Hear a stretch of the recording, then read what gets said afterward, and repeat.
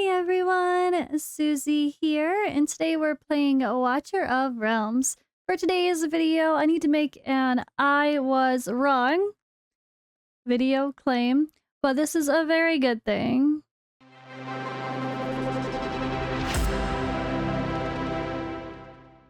Alright, so this is certainly one of those cases where I was happy to be wrong.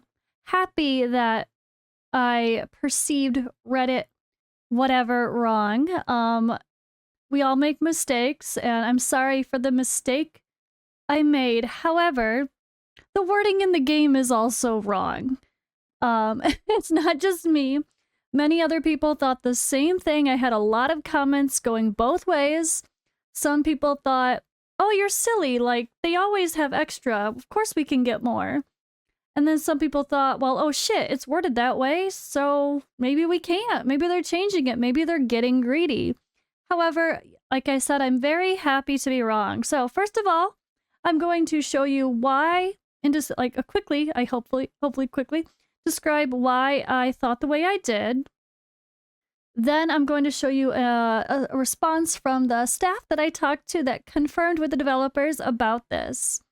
And then we're going to do dev insights, because we also have to do dev insights, because that popped yesterday. So we'll see if there's anything fun in the works there. So first of all, the Frostfall shop, you can see here, there are 800 points, aka surprises, aka stockings. We're going to call them socks instead of surprises, because the word surprise also sounds like reward. And for sake of confusion, let's just call them socks. Okay, so you can get up to 800 socks from the raids. It's not you do 800 raids and get points. You don't get 1600 points from the raids. A lot of people were very confused by that. We're like, what do you mean? We're going to get so much more. No, it's 800 points. I did 200 runs and I had 400 points, which it does clearly say here. So this is the problem. This description's pretty bad. So let me see if I get myself smaller and out of the way here. This description could definitely be better. So Frostfall surprises socks can also be randomly obtained from stages and raids with a maximum of 800. So a maximum of 800 surprises socks. Maximum 800 socks, okay? A total of 2,500 Frostfall socks can be obtained during the event. This was the wording that worried me, because a total of 2,500 can be obtained. That means, where do we get them from? It doesn't say a total of 2,500 socks can be used, can be redeemed for rewards. It says obtained. The keyword is obtained. So that means, like, you think about a fragment fusion event, the shard summon events. You can obtain 350, but you can only use 200, right? That's how this is, and that's why I didn't like this wording, and that's why I was like, oh no, are they really doing that? Because of the word obtained. Obtained means, where can they come from?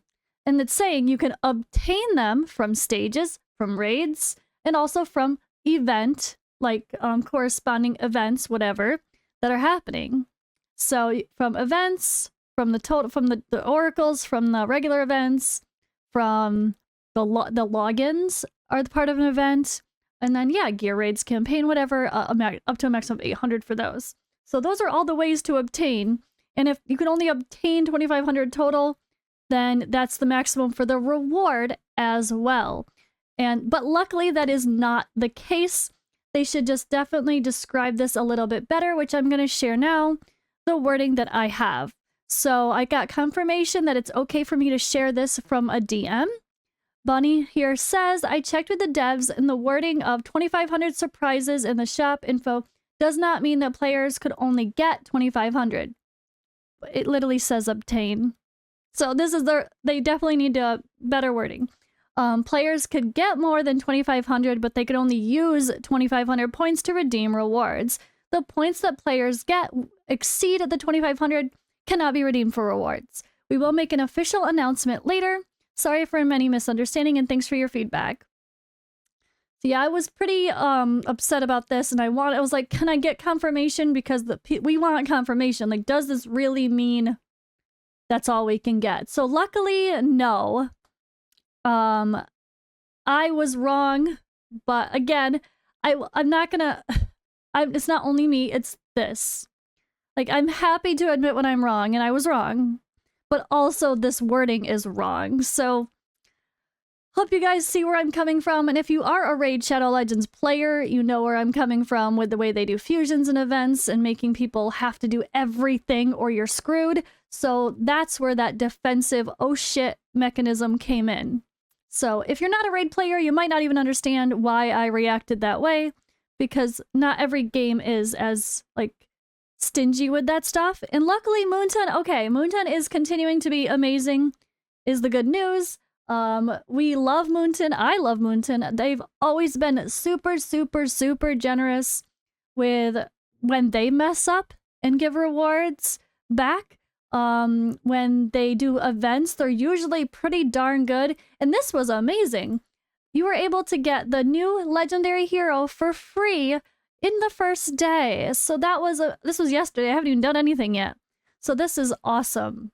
Super. And I didn't even do all my raids yet. You could see I still have more to do. Yeah, really, really, really happy to see this. We're gonna get this reward.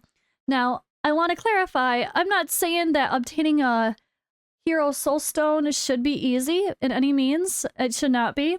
However, I just didn't like the idea of being forced to do every single event specifically, which again is something we're used to in other games that does not bode well with the community. What if you just forgot, oh my god, one little tiny thing and you're 100 points short and then you're just screwed? Like, that does not feel good, and it should never be that strict. There should always be ways to obtain points by playing different areas of the game. So I fully expect you to have to do all the gear raids. Yes, grind your little heart out. It's a good excuse to. But I'm really, really happy that the case of we have to do certain events, well, is not the case. So before I get into the dev insights, I'm gonna debate really quick with you guys. I might summon tomorrow. Not because of this event, and not because Spiritual Altar has these, and oh, the Arrival of Heroes also has those. Not because of that, but because, you know what? I have an A3 Praetus. Now, my Praetus is... I want to call my Praetus a free-to-play Praetus. And the reason I say that is because I hit a full pity to get him. And I did. I had waited until there was a banner I wanted, and I pulled on the banner.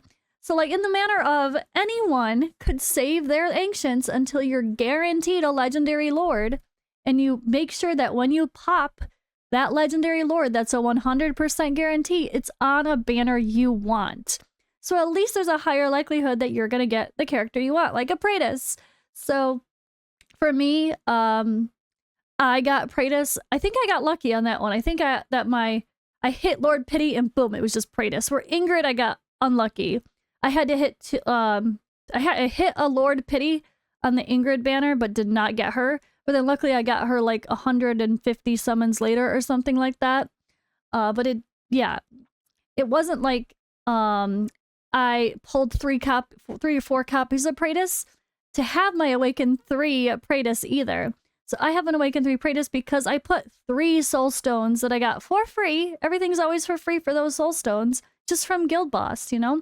And 2, actually, I had used another one before, so all 3 of them were from Nightmare 3, not Nightmare 4 Guild Boss, which is really funny as well. But here's the thing. If I pull 1 more copy of Praetus, I have another soul stone, so I can have an Awakened 5 Praetus and feel like a giant kraken. So all I need is 1 more. And I'm close to a Lord Pity, and I don't have Uridin. So I think I'm going to pull for 1 copy of hitting a Lord tomorrow. If it's not Praetus, I'm gonna probably stop because I want to save for future stuff. Like, I'll debate if I pull or not for more copies of Ingrid and Ardea, because I only have 1 copy of Ardea and 2 copies of Ingrid. As in, I used a soul stone on her too, actually. I think. Anyway. But I know there's also a Nightmare Lord coming as well, so I want to have a Pity somewhat close. at least, you know, with like 100 ancients saved. So when that does come, I can hopefully be closer to hitting another Lord Pity just by racking up from all these events that are happening, because we know we're getting lots of event rewards. We have plenty of time before that's going to happen, at least a month, right? So yeah, that's my plan. All right, guys, now happy times, really happy. Again, if anyone has actually followed my content, you know I don't complain about Moonton lightly. So, and I have always praised them for being great communicators, for replying well overall, and for being generous compared to most games. I mean, how many games are willing to reduce their pity to be a little bit more generous to make people happy? That alone is amazing. So personally, I see mixed comments. Some people are like, Moonton's amazing, and some people are like, screw this company, it's terrible, just like the rest of them. But I'm definitely on the side of Moonton is much better than the average gacha game company, and I hope they will continue to be so. All right, now let's switch to a few dev insights. We're gonna pick and choose like usual. All right, and these dev insights were posted yesterday, the 12th of December, and they're going over the suggestions from November 25th through the 1st. All right, another week, another refill of auto battles that would be gone in a day. Please give us more consistent ways to get auto battles. I like seeing a report screen of 500 runs completed. They said they'll consider adding extra jobs in future events or new game modes. So I just wanted to mention this one because I play King Arthur. There are no auto battle tickets. So much better. Like, just the stamina in that game is a little bit more stingy, but you don't need to have auto battles as a currency, which I think just makes more sense. If you have the stamina to do runs, why add another layer of having to pay for quality of life, where if you can do 50 runs, just let you run 50 runs. Why do we need a special ticket for that?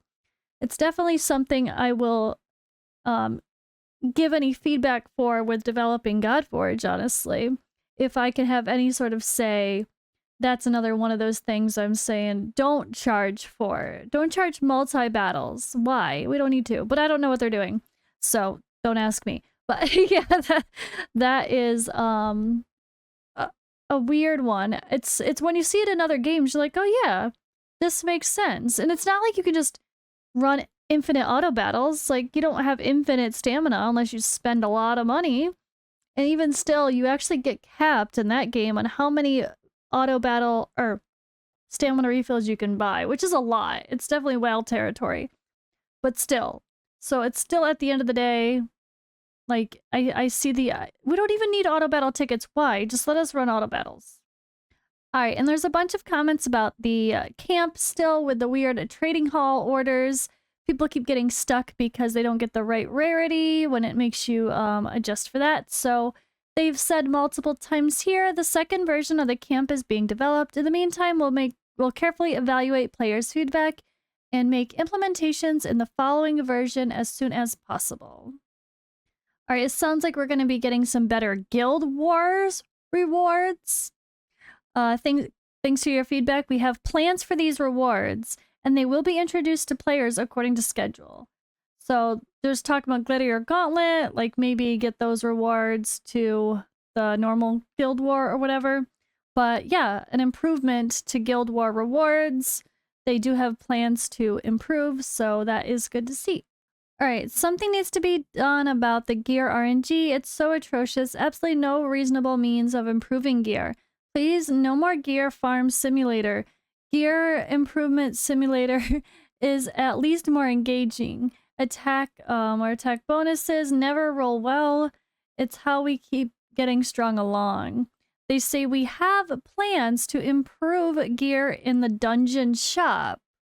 We believe it should make it easier for players to obtain specific results. So that's good. I would like that for sure. The dungeon shop is a little bit too much RNG with not knowing what you're getting, and the gamble's a bit expensive. So I don't buy much from that shop as it is right now. So I would love to see some changes.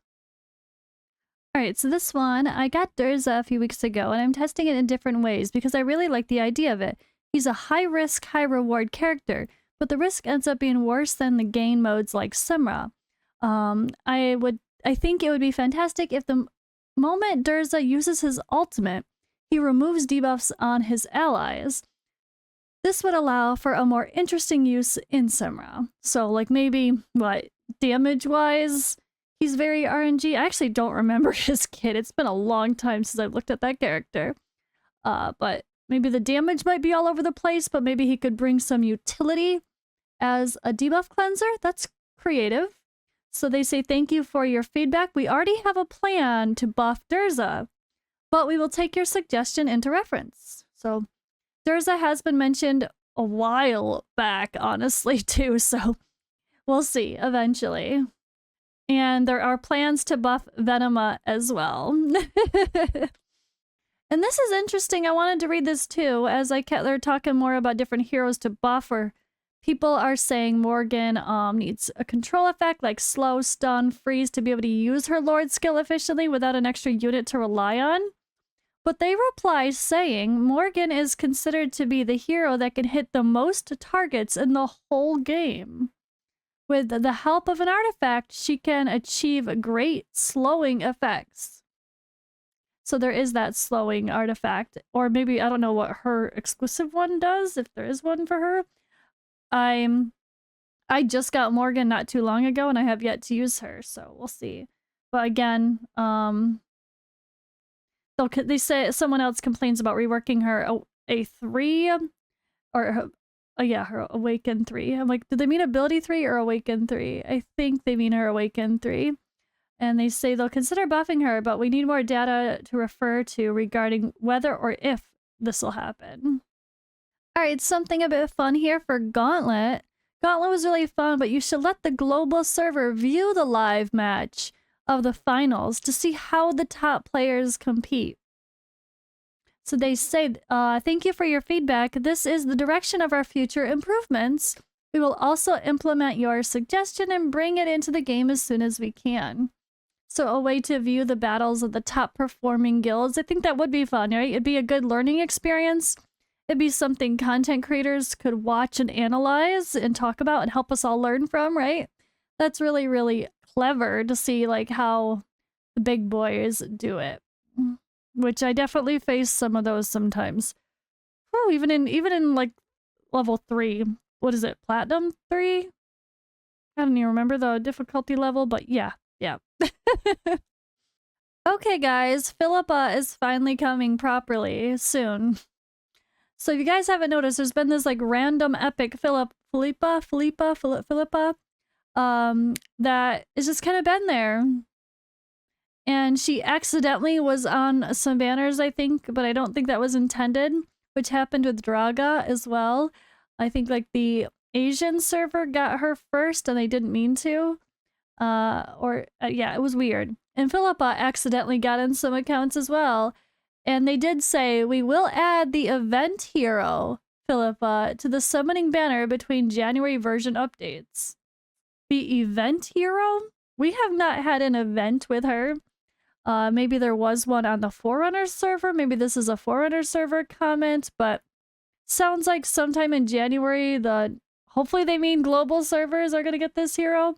We definitely need more epics and even rares added to the game. I wish it was more viable, especially it would make it more fun for challenge accounts, free-to-play alt accounts, just new players to have better things to work with. Although luckily in this game, epics are pretty great, but we could use more of those great epics. Ooh, this is interesting. Can an option be added where we can pull 10 summons using a combination of stones and diamonds? For example, if I have 7 stones and enough diamonds to pull another 3, let me pull a 10. They say, we will add this feature after the next version update. Yeah, that's great. It's such a silly quality of life feature of going crazy when we have 9 summons. We want to do one more 10 pull and trying to see if we could scrounge around and refresh the shops just to get one more stupid summon. I love this. This is what most of the other games I've played do, honestly, so I know like AFK Journey and King Arthur are my most recent other games I played, and both of those have that feature. And the final mention of the 2 little weird black lines in the middle of screens on some of our devices, that will be fixed in the next version update. When we summon, oh god, that's so annoying. Or forging, okay. Alright guys, that's all for the dev insights, and again, really happy to see the news about the Frostfall Jamboree, that it is gonna be like it always has been, where there's more available than needed to complete the rewards. At the end of the day though, I'm still gonna say I'm annoyed at the shop style. If you don't call it a shop if you can't choose what you're buying. So this is just a series of progression rewards, just like any other event, but at least it's a pretty damn good one.